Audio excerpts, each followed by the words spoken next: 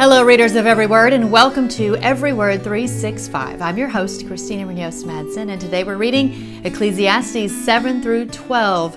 Every blessing from God carries with it a corresponding responsibility.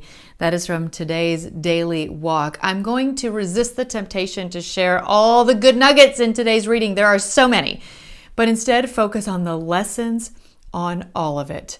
So, of course, I want to include a little bit on the final summary, as well as share more thoughts on how meaningful this book really is. Even though it's only 2 days of our reading and only 12 chapters long, there is so much to learn from it. That's the whole story. Here now is my final conclusion. Fear God and obey His commands, for this is everyone's duty. God will judge us for everything we do, including every secret, whether good or bad. Ecclesiastes 12:13 through 14. I know some of you right now are struggling with what the purpose for your life is after reading Ecclesiastes, but I would argue that Ecclesiastes makes it very clear. I believe the ultimate purpose for all believers is to love God with all our heart, love your neighbor, which means all people that cross your path, and to, as the Great Commission states, go make disciples. So I'm including a link about the Great Commission, which is in Matthew 28:19 through 20, that we're all really called to go make disciples. The real question we need to figure out is how each of us does those things. How do we do that?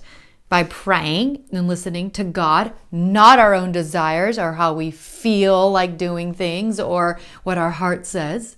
Let me be clear, we are also called to be good parents, spouses, employees, based on all the advice we just read through in Proverbs.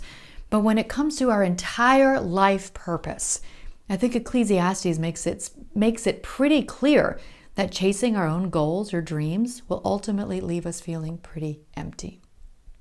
What all of these verses are saying is that we have a choice. We can continue to seek to guide our own lives, which results in emptiness, or we can choose to pursue God and His will for our lives with a whole heart, which will result in living life to the full, having the desires of our hearts met, and finding contentment and satisfaction. This is so because our Creator loves us and desires the best for us. Not necessarily the easiest life, but the most fulfilling.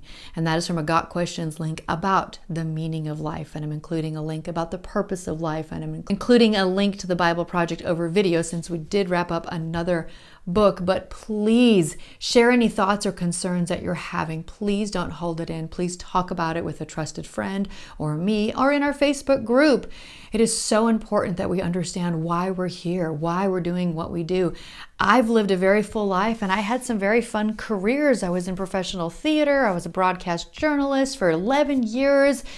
I was in PR marketing and administration of a higher education institution, and they were all wonderful and great. But if you're being fulfilled by only that, you're kind of missing the point. I hope that makes sense, and I hope you understand what I'm saying.